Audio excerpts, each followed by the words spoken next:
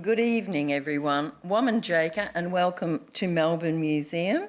And it's my great pleasure to say, after a fabulous year, this is the last Museum Victoria lecture for 2022. On behalf of all of our speakers, I'd like to begin by acknowledging the lands and the traditional owners on which we're gathered today and where we work. That is the Wurundjeri and the Boiwurrung people of the Eastern Kulin Nations. And I would also like to acknowledge all First Peoples language groups and communities across Victoria and Australia. I pay my deep respects to elders past, present and emerging, and I always acknowledge that I'm a guest on this country. We are delighted to be presenting here in person, and a big shout out for those who've joined us in the space this evening. And I would also like to acknowledge and welcome all the people who are joining us online in the virtual broadcast. Hybrid seems to be the way to go in modern museum programs. My name is Linda Sproul and I'm the Director of Exhibitions and Experiences at Museums Victoria, and it's my deep delight to welcome and set up this lecture because I'm here with my fabulous colleagues from Visitor Engagement and also from the Museum Victoria Research Institute. So what are we doing here this evening? Well, what's interesting about this lecture is its inspiration comes from where we are, both in the building and in the site of Carlton Gardens. So firstly, it directly addresses Carlton Gardens and the fact that it is home to the Royal Exhibition Building and Melbourne Museum. But it also directly addresses the incredibly unique fact that Melbourne Museum is a museum of garden galleries. So in the centre of Melbourne Museum is the Forest Gallery. On your left, you can see the soon-to-be opened Candelwana Garden. And on your right, you can see Malari Garden. And of course, to the south, there's the beautiful Hoykel Fountain and the Parterre Gardens. So, why have we got a forest gallery smack bang in the middle of Melbourne Museum? Well, this building was conceived and designed in the final stages of the 20th century. And when we wanted to create and make an inspiring and engaging museum for the 21st century, we were desperately aware that museums were considered to be musty, dusty, and full of dead things. So we wanted to have a forest gallery in the heart of the museum that actually could contain within it traces of time that go back millions of years, the wonderful history of science, the understanding of plants, but also the cultural histories of people who have lived and been part of those gardens, in those landscapes, both in the past and in the current day. So here is an image of the Forest Gallery, and tonight it is Kate Phillips who is going to be speaking to the Forest Gallery and Candelwana Garden. And Kate is our Senior Curator of Science Exhibitions. Now, the wonderful thing about Kate is she's been with the museum before this building was built and has been part of developing those spaces and places over time. And she's also been involved in exhibitions such as Think Ahead out at ScienceWorks and Wild. So she's going to talk to you about the Forest Gallery and the new Candelwana Garden that we're creating. The second space that we're addressing tonight is Malari Garden, and it is Auntie Veronica Barnett's. I would believe, Auntie V, it's probably your favourite space at Melbourne Museum, is it not? Yes. And every day, Veronica conducts tours in there, and if they're not hibernating, she also participates in the eel feeding, and she will be talking about the wealth of knowledge associated with the plants and their uses within that space, be they for food, medicine or cultural purposes. And the third, that's a sneak peek of Candelwana Garden, which Kate's going to show you more about, but you can't tell anyone until it's open in February. And then, of course, there's the parterre gardens that are part of the Royal Exhibition Building. And Dr. Michelle Stephen, who is our Head of History and Technology, is going to be speaking about the role of the gardens in the Royal Exhibition Building and in the 19th century in general. Michelle is not only the head of the History and Technology Department at the museum, but she's our preeminent expert on the Royal Exhibition Building and has been involved in the protection and promotion project, which has meant we have reopened the Dome Promenade around the Dome, and you can go up there and have a look at the parterre gardens from above, and she will be giving you more information about that. So, this evening is about those connections of plants, gardens, spaces, culture, history, science, and the fact that we are refreshed by them, but they have traces of other ways of knowing and understanding. So with that, I'm going to go to an image of Auntie Veronica feeding the eels, and I would like you to welcome her and Kate. Thank you.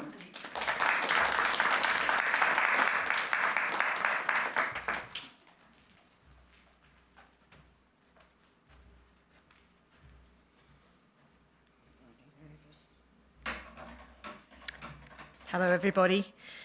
To start us off, Veronica, what is it that you like talking to people about in the gardens when you have a group of people coming in? What I like about it is sharing my knowledge to everyone, young or old, and I believe that sharing that knowledge is very powerful, and especially for our younger generation. We need to pass that on. To learn about the plants, our animals, and our lovely short-fin eels. They're my babies. Other than that, it's about survival also in the bush. And I must add this bit, I'm sorry. Being on stage is not my cup of tea, but being in the bush and in Malaria Garden is my cup of tea. Put me on the stage with music, I'll dance all night with Snake and Fire for you, that's fine. Here in front of this microphone, I'm a bit nervous. Okay, let's go for it. Yeah, I'll have my bit now.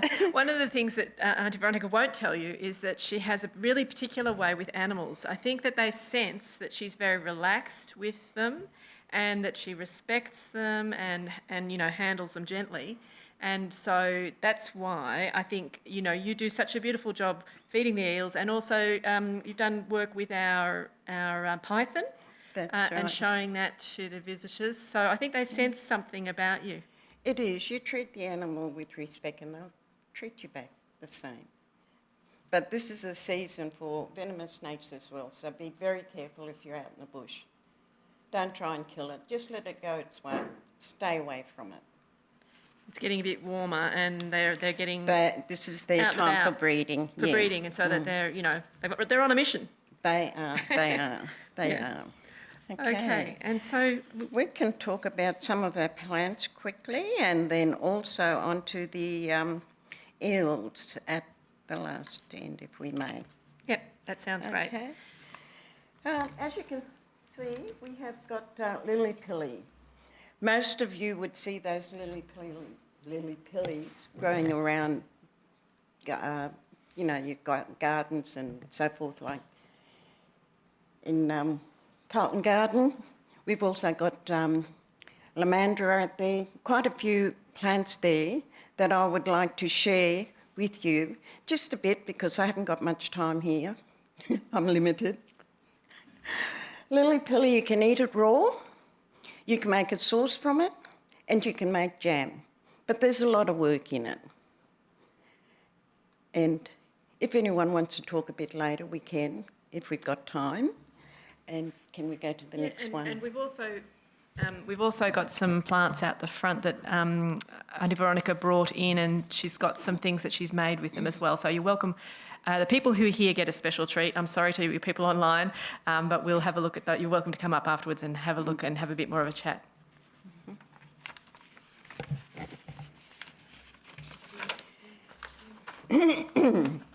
I think most of you would have pig face growing in your garden, yes? Okay, sorry. Pink face has a beautiful pink flowers, and the best part about it is the leaves are edible. Have anyone tried them? No. You can put that in a tossed salad, and it's absolutely beautiful. Apart from that, if you're out in the bush and something bites you, you get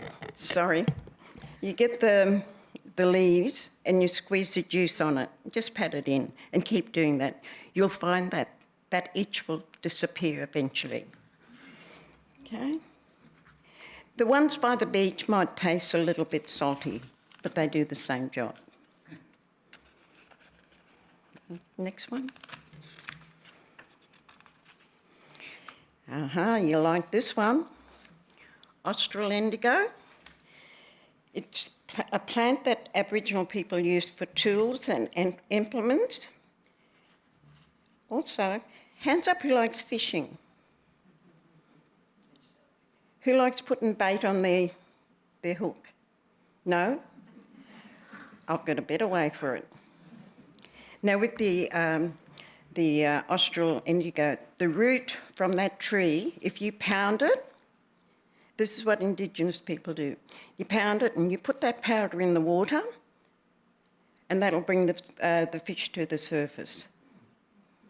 And it's poison, but it takes the oxygen out of the water, and so they just float to the surface. Okay? And next one. So,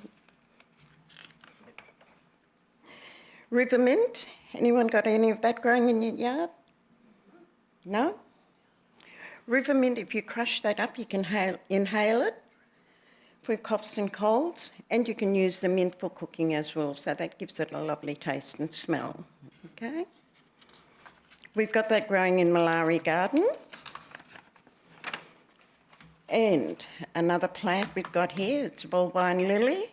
Pike is the name of it in Woiwurrung language. And the rounded roots in that is also edible. You can either cook it or use it like that, or you can bake it in a ground oven.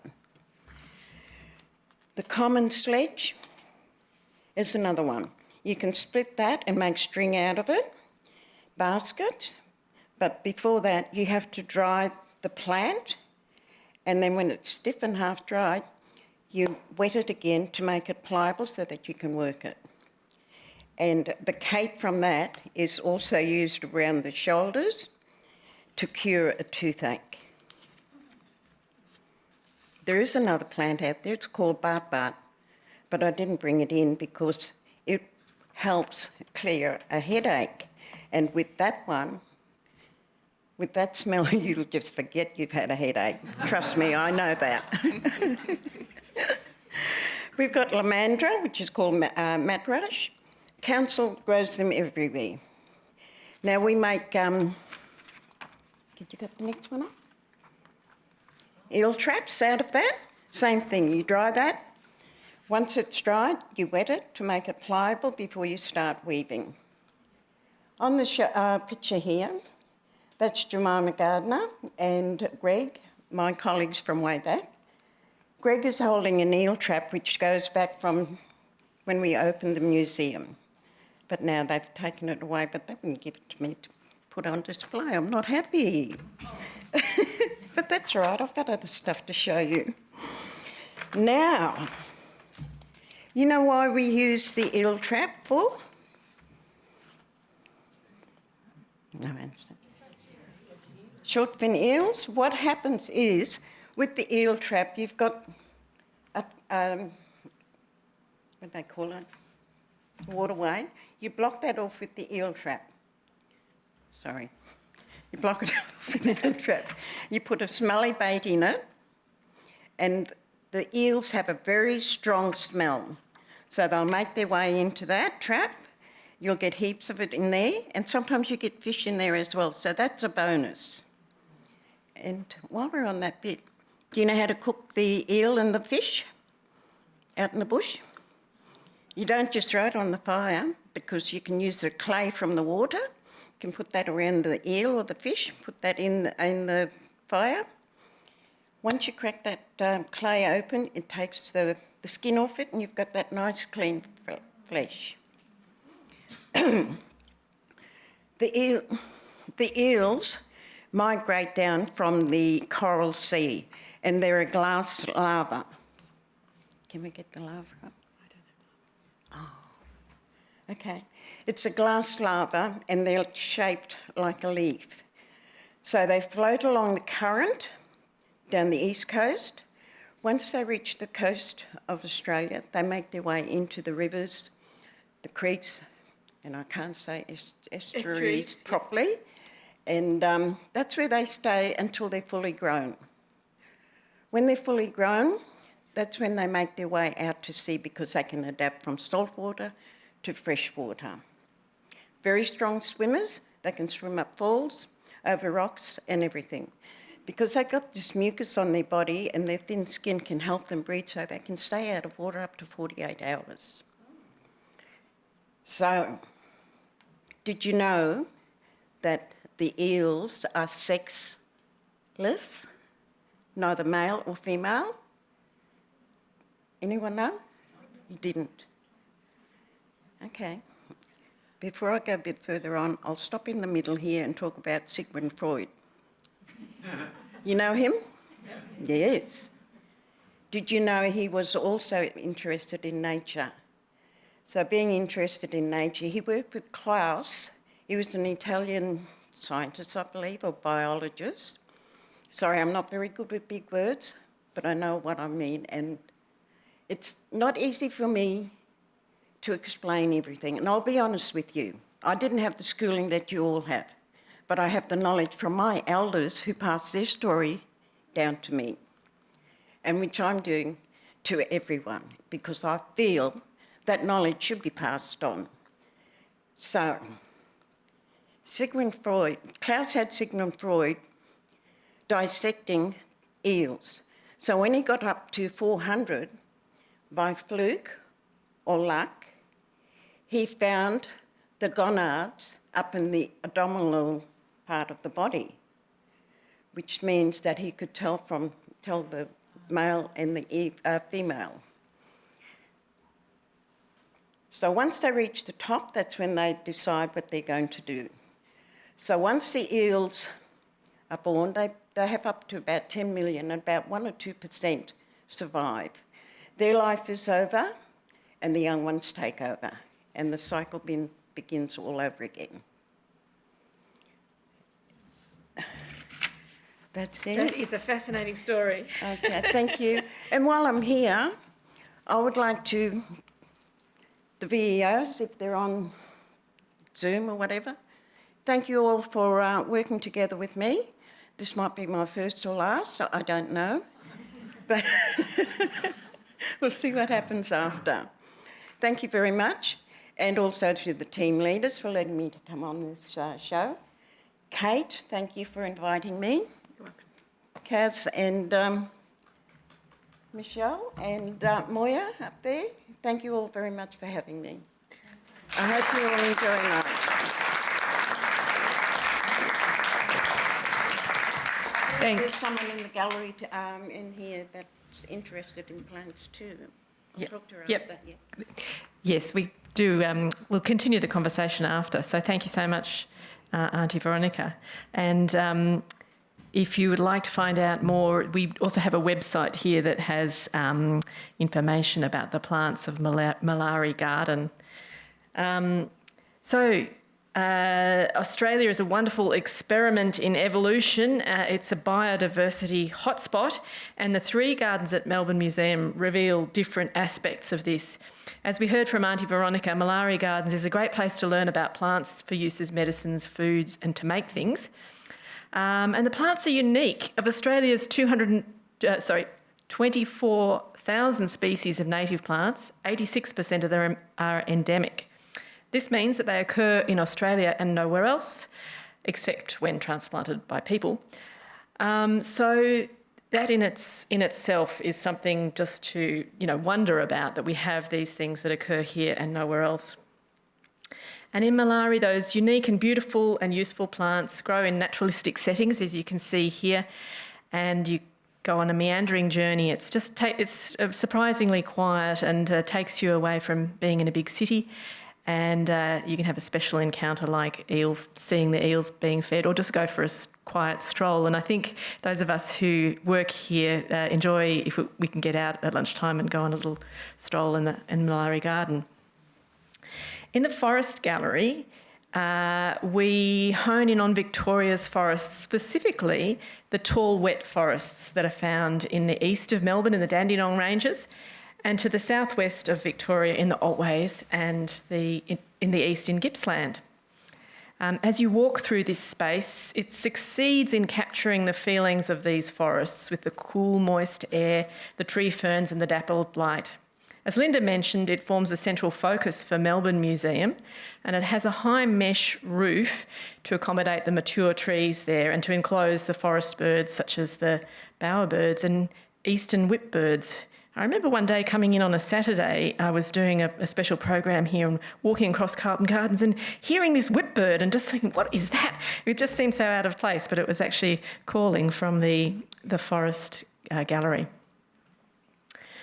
The moment you walk in, you'll feel the fresh air. You might see a water lizard basking or a long-necked turtle swimming across the pool at the base of the waterfall. A winding tunnel takes you below a waterfall to peep into the river and see the fish. You get up close to the cascading water and eye to eye with frogs.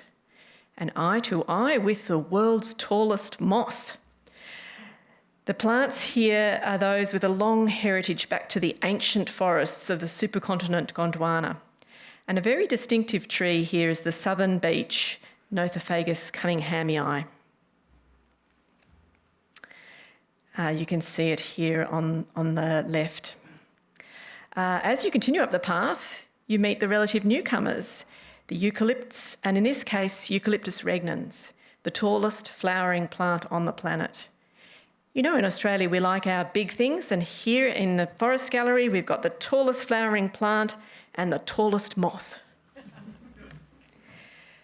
As you continue on the path, you will see that Australia continued on its tectonic journey, breaking away from Gondwana, leaving Antarctica behind, and it became drier and the vegetation changed.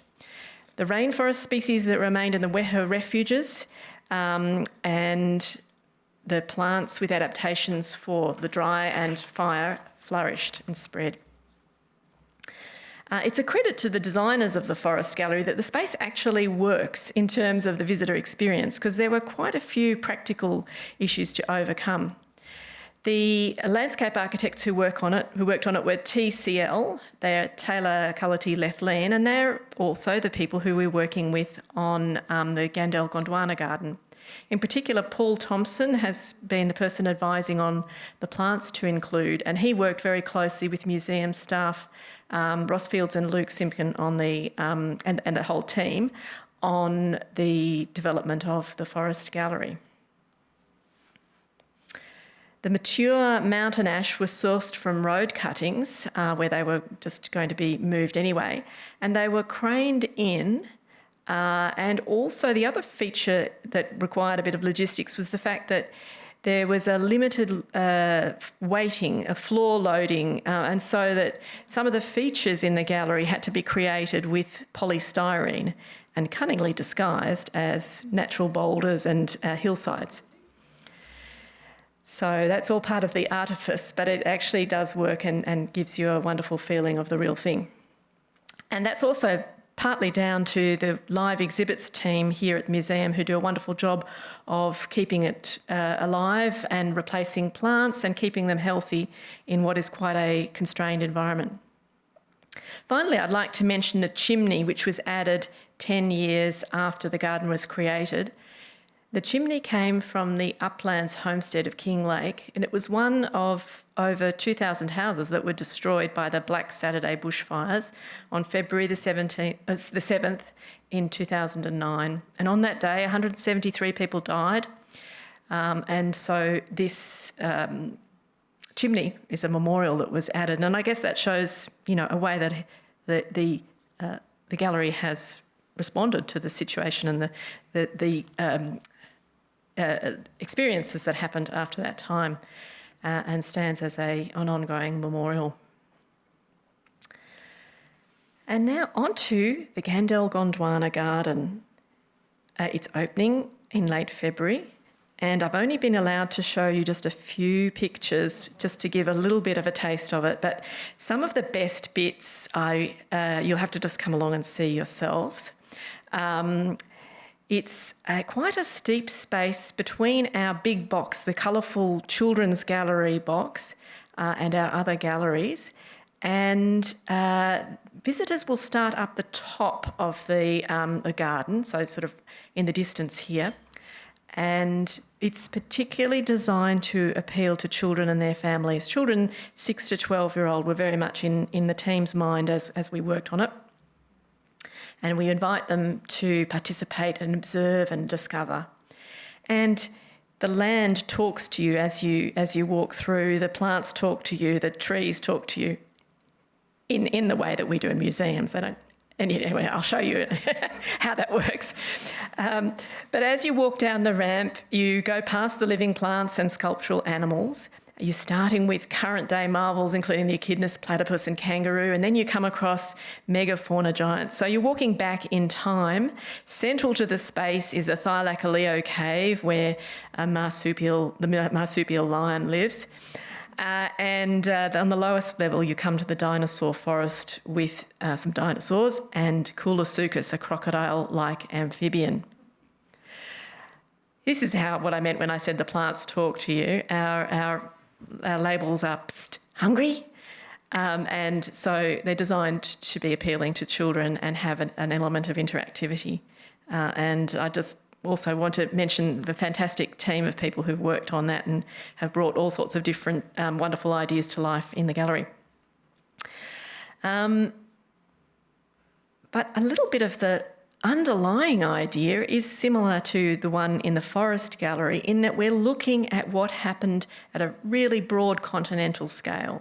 The present-day forests and plants are a result of our history, our biohistory, our biogeography, the big time scales, deep time and big forces. And really, in this picture, humans have only been around in Earth's history in the blink of an eye. In our small period of time, we have been a selective pressure in evolution. We've selected the plants that we like and encouraged them, including in Australia, the first peoples planting things like the Murnong daisy and using cool burns to manage the land with fire and encourage the fresh pick for kangaroos to eat. So people have shaped by selecting the species which give us food. And we've in turn have been shaped by the living things in our environment.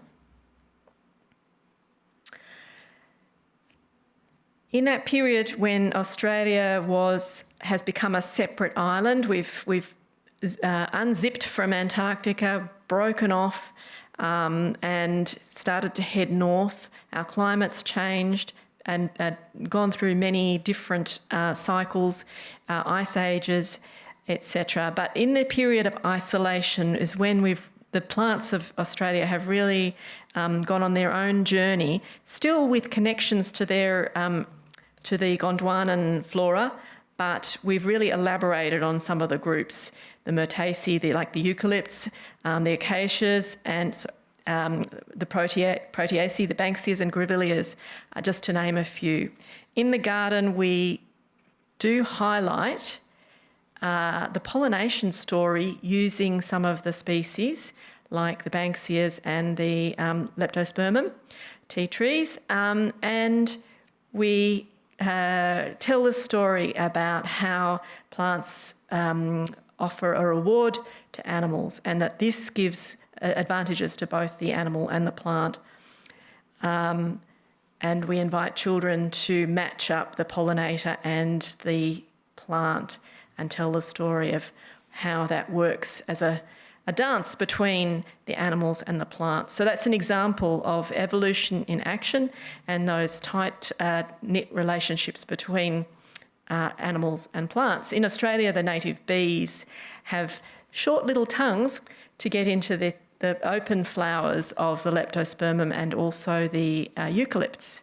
So the anatomy of the flowers is and the anatomy of the bees go hand in hand, as they have such a close association. As Australia moved north and became drier, it's amazing that little tiny pockets of this ancient rainforest remained, and I actually tried to see them on a map. Here, it's actually very hard to see. The purple is rainforest. You can probably see it up near Cairns, the little blobs of purple. But when you actually try to find it in New South Wales or Melbourne, it's actually really hard to see because they are just basically tiny pockets. So I tried to zoom in closer to have a look at the rainforest pockets here in Melbourne, and you can see those little purple dots to the east of Melbourne, spreading out into Gippsland and also in the Otways. So this is where some very special plants that go back to that ancient Gondwanan forest still survive. The rainforests are only 3% of Australia's forests, and yet in the time of Gondwana, the forests would have been widespread and they would have spread across the whole of the continent. So this is just it's like this tiny little bit that remains, and therefore it has some very interesting ancient plants. The ones that we're going to be featuring in the Candelwana Garden, there are a few of them, but I'll just tell you about a couple of them tonight. The southern conifers, the araucarias, that were once widespread and now are found in a few of our Gondwanan countries like New Zealand and New Caledonia. And the Wallamai pine is a particularly interesting story because it was only really discovered in 1994. Before that, it had only been known from the fossil record. A park ranger, David Noble, found it in a little gorge in the Wallamai National Park. And it's the equivalent of if you just happen to be walking in a national park and saw a dinosaur. So I actually did think about that when I visited Tasmania and walked through some of the forests there, that they looked like you could just imagine one of the little, chicken-sized dinosaurs popping its head out. So in the plant scale, we do get some of these amazing connections to our deep past. Also in the garden, we have the kauri pine, Agathis robusta, which you can find today in Queensland. We have in the building a slice from a 600-year-old kauri pine to show how big that they did grow. That's the family, the genus Agathis. It also occurs in New Zealand, Lamini kauri forests there, and in other countries in our region as well. We did try to put in a bunya pine in the Gondwana gallery. This one is really significant because it has large seeds and probably actually was food for dinosaurs.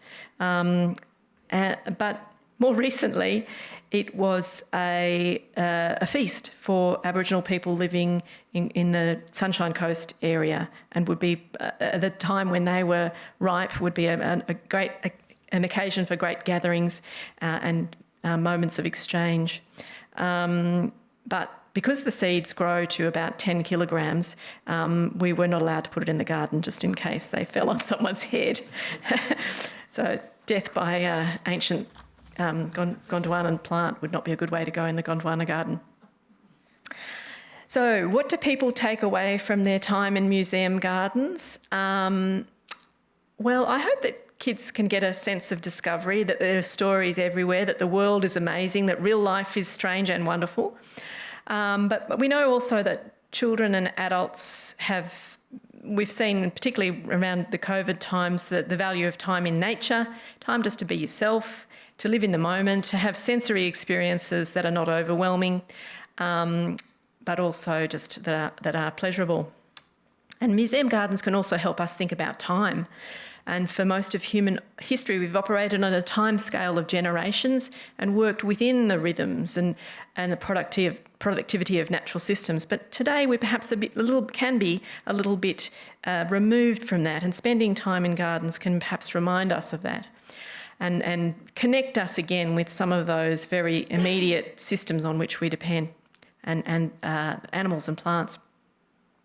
And over the last 170 years, we've radically picked up the pace of change, most obviously by releasing carbon dioxide from fossil plants and plankton, and that took millions of years to lay down, and we've released it in a very, very short period of time. So I think by understanding some of those time periods, it can help you make sense of what's happening in our world today. So we think that it's important for eco-literacy and also to respect the natural processes, to have a sense of care for environments and for the living things on which we depend. And now I'll pass over to Michelle. Thank you.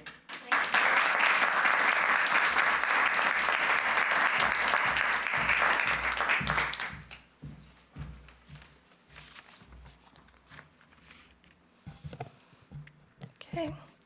Good evening. I'm Dr. Michelle Stevenson, and I'm going to talk to you about a very different garden to the ones that you've heard about tonight already.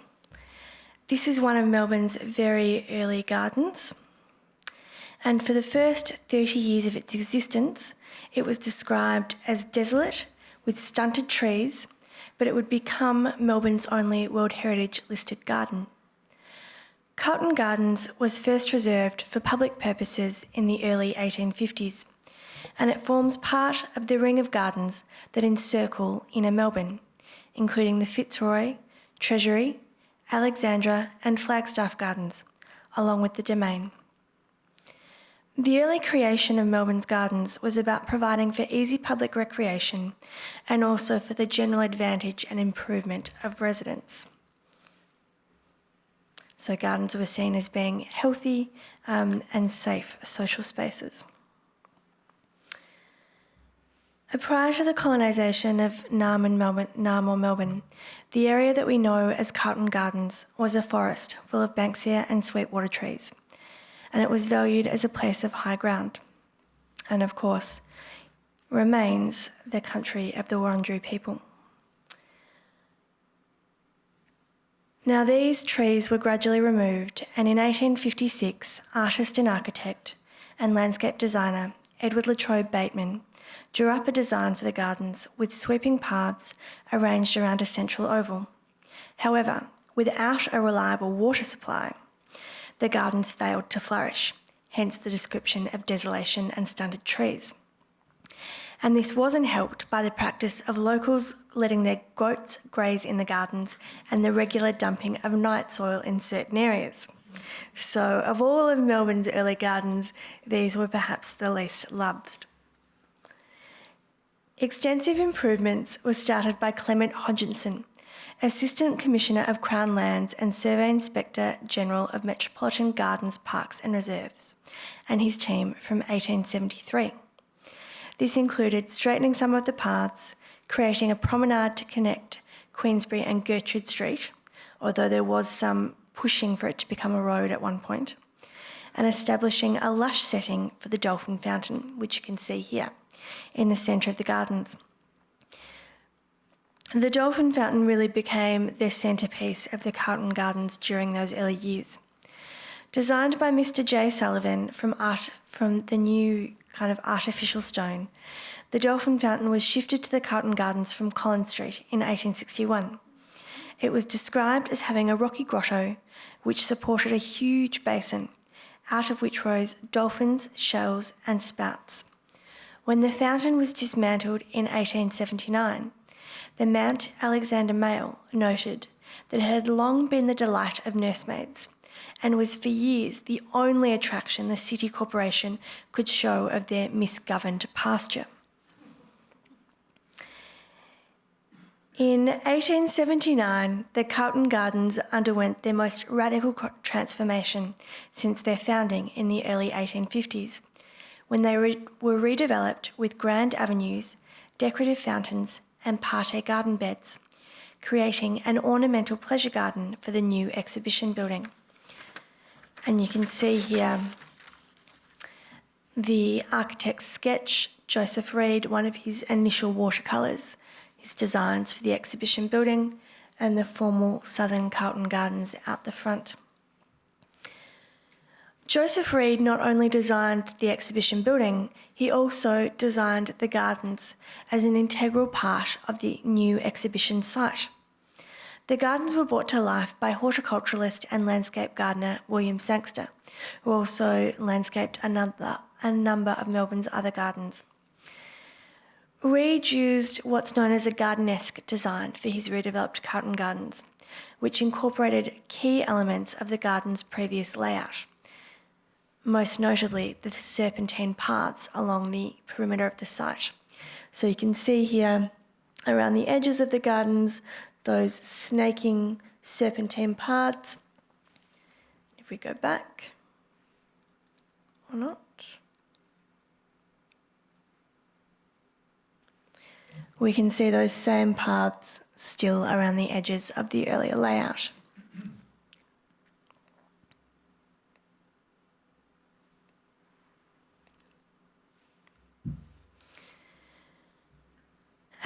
Gardens formed a key element of the design of buildings constructed for the international exhibitions across the globe and provided spaces for outdoor exhibits, socialising and entertainment. And this is an image of the exhibition building for the 1888 Melbourne Centennial International Exhibition, so 8 years after the building's initial construction. And you can still see the same formal southern garden, but the northern part of the garden has changed.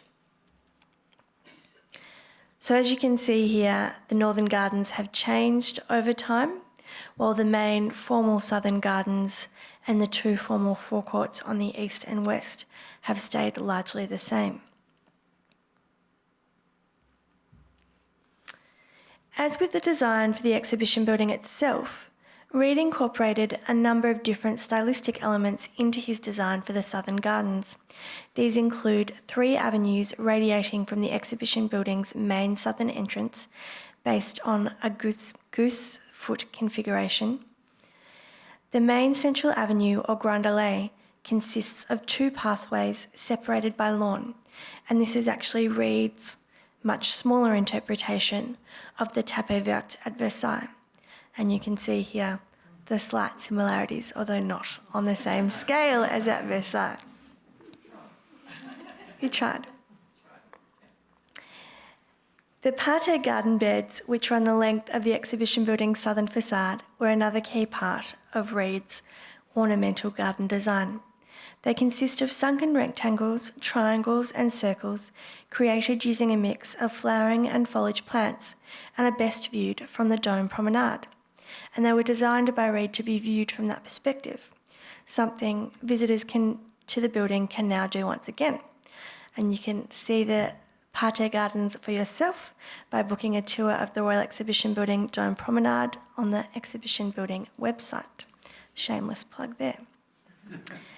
In a nod to the picturesque style of planting, which was popular prior to the kind of rise of the gardenesque style, which was characterised by exotic plants, more formal planting, so it was a very obviously designed style of planting.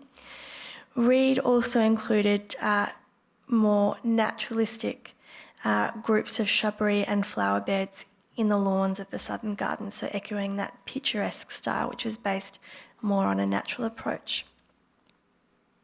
He also included 2 ornamental lakes in the Southern Garden, with a third in the north, and these provided not just opportunities for recreation, including gondola rides during the international exhibitions, but they also served as very important water reservoirs for fighting any potential fires that might emerge in the building. And you can see people promenading around the gardens in 1880 there. Over the years, elements of the gardens have acquired particular significance at local, state, national and international levels. And this is separate from thinking about the gardens as a whole, so these are individual elements. One notable place within the gardens which has done this are the 2 Moreton Bay fig trees on the Nicholson Street side of the site, which have been a gathering and meeting place and a site of activism and resistance for First Peoples since the 1920s. And those are also listed on the Victorian Aboriginal Heritage Register in their own right. The gardens have also held particular significance for the local community that live in the area. They've been a site of recreation for many local residents, and people remember walking, picnicking, and even fishing for yabbies in the 2 lakes. Thus, they fulfil their original purpose as a space for easy public recreation and for the general advantage of residents.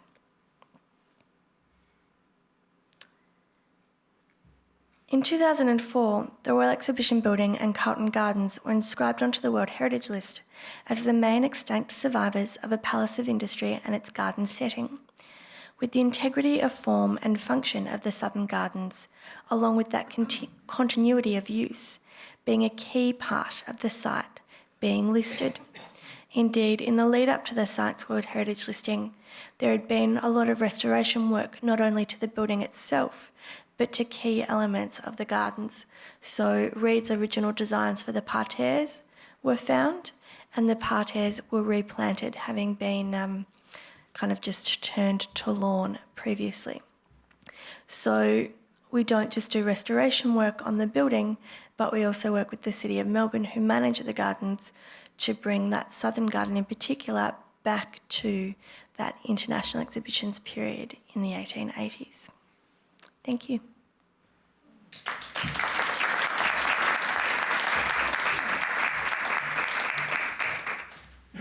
So it's going to be your turn now.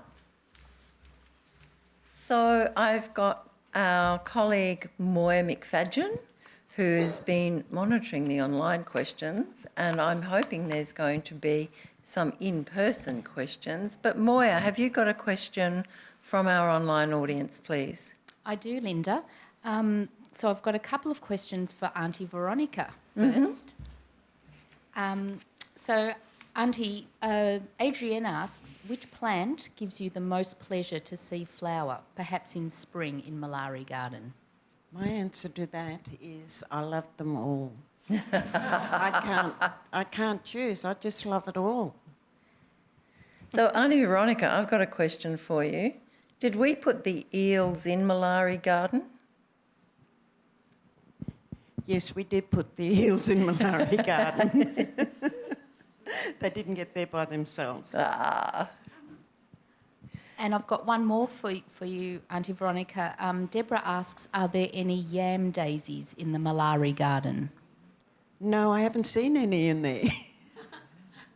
We've got plenty of other plants in there, and I'd love to take more tours in Malari Garden.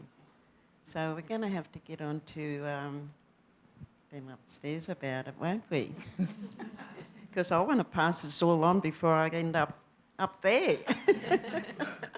Questions from the audience? I've got another one, but if there's... I'm doing a gazing out there. We can't let all those online audience members do the questions, but Moira, back to you. And so it's for our Auntie relaxed Veronica group. again. Oh, You're very popular, Auntie.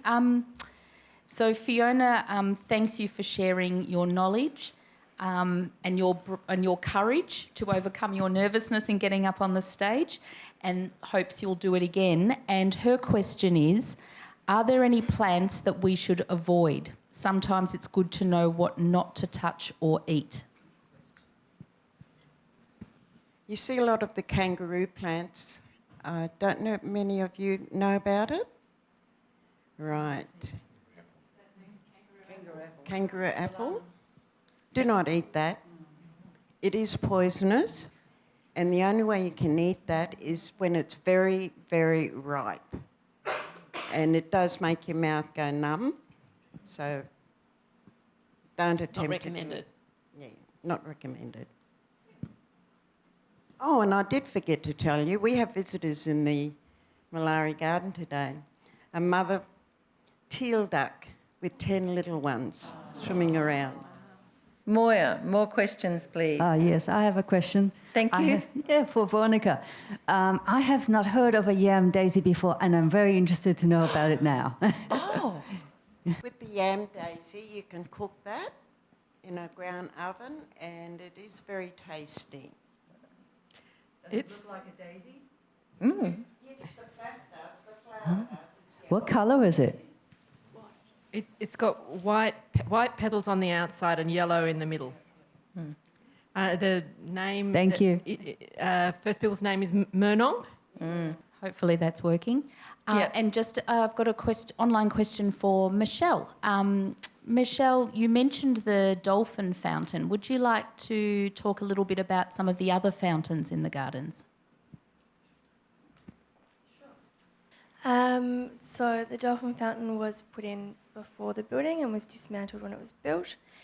There's 3 key fountains from the International Exhibitions period: the exhibition fountain, or Hochgurgel fountain, which is in the centre of the gardens. That was built to reflect the power of Melbourne's new Yan Yean water supply. But unfortunately, on the day that it was unveiled, the fountain kind of had a bit of a trickle rather than a powerful spout. And as with everything else in the exhibitions, it's kind of full of symbolism about Victoria and trade and growth and all of these ideas. There's the French fountain in the Eastern Forecourt, which was a gift of France to Australia during the international exhibitions in 1880. And then the Westgarth drinking fountain, which you find on the Nicholson Street footpath. Again, that was a gift of Melbourne colonist William Westgarth to the people of Victoria, and was put in as a public drinking fountain during the international exhibitions. It was dismantled, ended up in a tip and in various places around Melbourne, and was then found and reconstructed in the 1990s. Now we have another question from our in-house audience. Is this on? Yes. Yeah. I just wanted to say something about the eels and ask, do they grab onto the rocks with their teeth and then fling their bodies up to go up, up some running water with rocks? I went to a talk about eels when I lived in Margaret River, and they showed us. They are very strong swimmers, and they use their fins also to get up there. Oh, okay. Mucus on their body. They are very, very great swimmers because they can climb up walls and over the rocks as well. Oh, I see. Wow. Okay. Well, these ones in Margaret River in Western Australia, they fling themselves up, grabbing onto the rock with these teeth. And they have rows of teeth like sharks do. And I saw some slides this guy was showing us, and it looked like a flower, like a form of a flower or something inside their mouths. It looked amazing. Yeah. And they would attach themselves to whales and go down to Antarctica and stuff and come back and go up the same rivers. So, They know where they're going, yeah, and they're very smart and intelligent fish. it's wonderful. Thank you. Yes, I always sometimes worry that when it's really wet, I might find one moving across a park because they love travelling on the water. Now, And people mistake them for snakes. that's right. Now, any more questions in-house? Yes, there we go. Fantastic. And then Moya will do a Just keep last the check microphone on at online. the end. Thank you. Mine isn't actually a question. It was when you were talking about the ducks that I'd like to say something. I live in a 1850s house directly opposite the exhibition building. So if you walk out my front door, you walk in the front door of the exhibition buildings. Much to my amazement, the ducks do sometimes nest and hatch in our garden, which is not in the front garden. It's a part of an apartment block and there's almost an acre of garden in behind. And not all that long ago, we looked at his mum and the babies wandering around our garden and we're thinking, oh gosh, what's going to happen next? And I came across over here to the gardens one day and I looked around and here she is with the babies straight across Rathdown Street. Nothing hit her and they ran literally across the lawn and then those babies just jumped into the water, which how on earth they survived to do that is... So the eels and really probably, just another... I would also say your backyard probably could be a nice haven away from foxes, you see. That's right. There's only occasionally is there a cat because the residents are supposed not to have animals in there, and I think maybe you're right. Yeah. And it's if ever you're walking along there, it is quite an extensive garden in behind you can't really see it. The other thing that's in that garden are things that came out of the old garden here. When the building, they were tearing all the garden apart, I couldn't bear it and I came across with my wheelbarrow and collected up as much as I could. Upcycling, we like upcycling, everyone. Yes. Yes. Now, Auntie Veronica, have you got a final answer to the question? Now, Moya, have we got a last question? It's breaking down, everyone. I can see it's nearly tea time. So I have a question from Fiona who wants to know, this is probably for everyone, if she's at the museum, one of the museum gardens or Carlton Gardens, is there something interesting that might not be really obvious, that might be quite hidden, that you could all point out for discovery? I think Malari Gardens itself is a bit of a hidden treasure. I think quite a few people come to the museum and don't find it, so that's just the whole garden itself. I do love the little enclosure in the forest gallery that has the frogs, and that takes a lot of sharp eyes to find the frogs. They're very well camouflaged in there.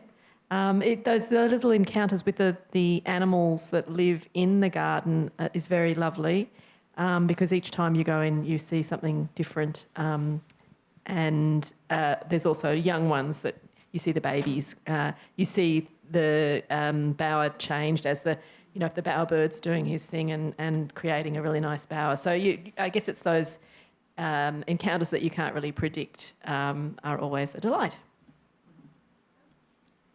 You won't be able to see this, but if you come to Carlton Gardens, you can stand in the place and know that it's there. So under the western forecourt is a 1.35 million megalitre water tank, and that was put in 2009, 2010. So we did a big archaeological investigation of the garden.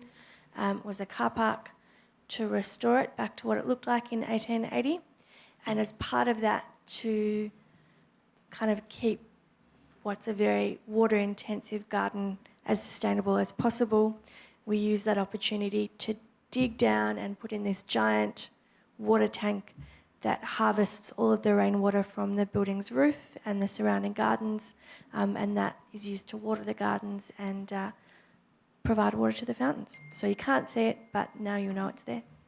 Has anyone been to Malari Garden, visited? Did you find the cave? Only two people? Only 2 people, Veronica. Okay, looks like we're going to have to start getting tours going through Malari Garden. And I hope somebody hear what I'm saying. What was that, And Veronica? then What we was that? can have a workshop later on after. I think that's a splendid idea because the Malari Gardens and that cave gave me a lot of solace during a difficult time not Yes. too long ago, and I would often find myself down there just trying to get a bit grounded. Yeah. So it's a beautiful place. Check it out if you haven't already. Highly recommend it. So I think on that note, Kaz, I think we've all understand that gardens and plants have an amazing connection with people. And one of the things we wanted to do in this last talk for the year was to put together two unlikely words, museum and gardens.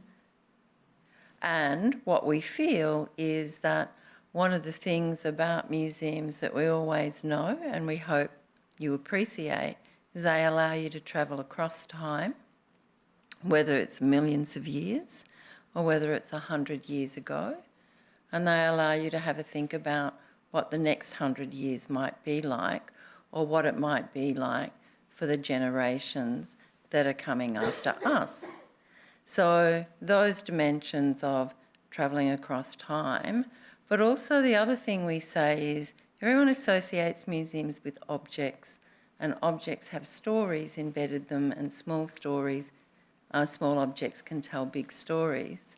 And I hope tonight you've had a chance to consider that living things can tell many different stories from many different perspectives across many different periods of time. And on that note, I would like you all to warmly thank our three speakers tonight.